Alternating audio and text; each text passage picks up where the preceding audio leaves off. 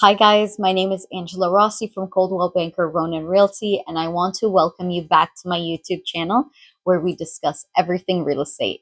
If you enjoy the content of this video, please don't forget to subscribe below. Now let's get started.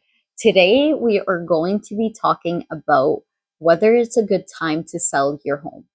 First of all, let's talk about the reasons why people sell their homes, because that is a big factor in when and why is it a good time to sell your home.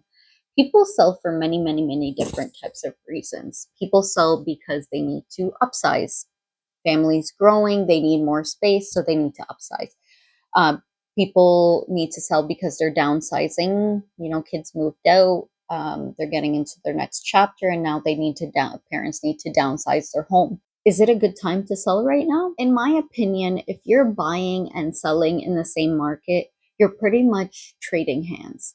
Um, Most of the time, if you sell in a buyer's market, the value of your home is worth less, but you're also buying a property for less. So you're essentially getting a little bit less there, but you're also getting a little bit less when you're buying, trading hands. I find what's more important is that you need to sit and talk to your family about what strategy that you would want to do, whether you'd want to buy first or you'd want to sell first, because both of them have their pros and cons and risks.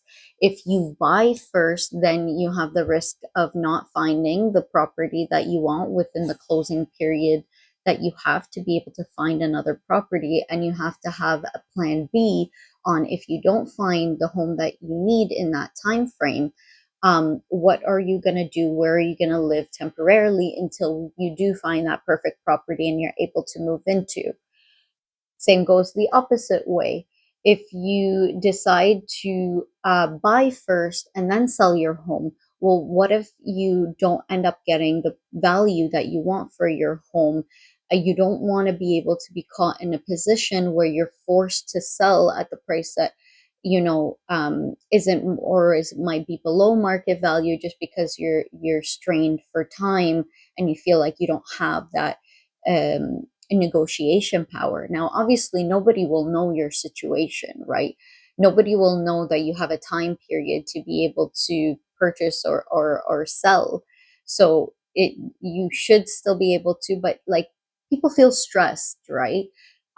If you're getting close to the time period that you have to pay one of the most expensive transactions of our lives, and so it's an extremely stressful time, and it's an extremely stressful thing. So it's important to have everything planned out, and it's important to sit with your realtor and discuss best case scenario, worst case scenario, and plan B and plan C if you can. Now, we're going back to, is it a good time to sell in this market? Well, like I said, if you're trading hands, if you're buying and selling at the same time, then yeah, it's the right time to sell your property, in my opinion, because you're buying in the same exact market. But let's say you're talking about selling your secondary property or your third property, or however more that you have, and let's say you need to release one. Most of the time, you can, with additional properties and not your primary properties, you can plan out the market. You can see when it's a buyer's market, you can see when it's a seller market. And so long as you're not financially strained and you have to sell, you are able to monitor, especially when you have a realtor that you stay connected to on a regular basis. You can talk to that agent on a regular basis to see where the market sits, and whether it's a good time to sell. So obviously, it's always a good time to sell when it's a seller's market. I would try to hang on my properties in a buyer's market, because if I can and I don't have to sell, I would try to hang on to it at that time, unless it's my primary residence and I'm just changing locations. But for my investment properties, for the additional properties that I have, I only try to sell them in a seller's market, and I try to buy in a buyer's market to be able to capitalize on my asset, right? Now, let's talk about what you can do in this market if you have to sell to be able to get the best value for your home. First, interview agents. See who you mesh with, who you get along with, who you can have a relationship to be able, because honestly guys, working with a realtor is a relationship.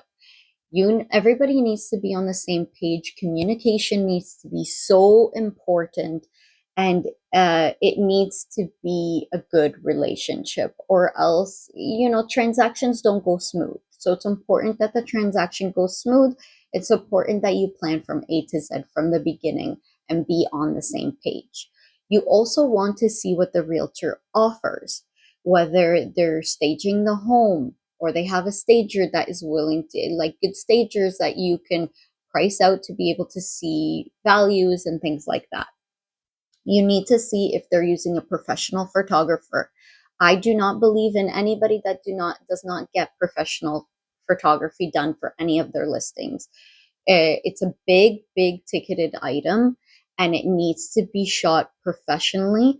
I understand not taking professional photos for rentals, because for rentals, professional photos are not necessary. But if you're selling your home or you're buying a home, you need to attract the most amount of buyers. And how do you attract the most amount of buyers? Well, most of the people nowadays online shop for homes before they come in physically and look at your home. So if your pictures aren't to par and are not perfect and attractive, then you're going to be attracting less buyers to want to come into your property. It is also, so a lot of people sometimes also think that it's aesthetics, but bottom line is there's a lot of people that want homes the way they like it, and they're okay with renovating once they get into the property. So even for properties that are not perfect, beautifully staged, the floor plan needs to be on the listing. People need to see what they're buying, especially if it's an investment property online, to see whether it's worth their time to come in and see it. So every home needs to have a strategy that you execute and be able to plan out to be able to attract the most amount of buyers. So let's go over it again. Most important, interview agents to be able to see who you mesh with and what they bring to the table, how they're going to be marketing your home to be able to get the most amount of buyers through your door. Make sure it's professional photography and videography, and it's not going to be shot by anybody's phone or personal camera. Staging is huge right now in a buyer's market, because right now buyers are already hesitant to buy in this market because they don't know what's going to happen, if things are going to get worse, if things are going to get better. So if you're a seller, you need to make sure that you're making your home so attractive to the point that they're going to want to come, because they see it online, they're like, oh, this is the perfect property. It looks like the perfect property. It's worth going to see it, because everybody will want to pull the trigger if it's the right home for them. I'm a buyer right now. I'm looking for a home to buy, and I've been looking for quite some time, and I am very picky. So I can say it from a buyer's perspective. And I've walked through with so many buyers, and I've helped so many sellers be able to achieve what they want. And there is a consistency for the most time. Every single property is unique, and every single property needs its own strategy, but it is so important to make sure that you have a plan and an execution, and everything will run smooth. And if you overprice, is the only time your property will sit on the market. Those are the most important things to be able to sell your property for the best value. I don't want to overstretch this video. I really said I was going to try to keep it within 5 minutes, and I'm already at the 10-minute mark. So I'm going to wrap it up here. I hope you guys enjoyed the content. If you have any questions or concerns, or if there's anything that you want me to address, please feel free to comment below, and I'm more than happy to get back to you. If you don't want to comment below, you want it to be more of a private conversation, feel free. The link in the bio will take you to my website. Feel free to contact me, and I'll reach out to you and we can have a discussion on any questions that you may have that's related to real estate. Thank you guys again. I hope you enjoyed it, and I'll see you guys next time. Take care.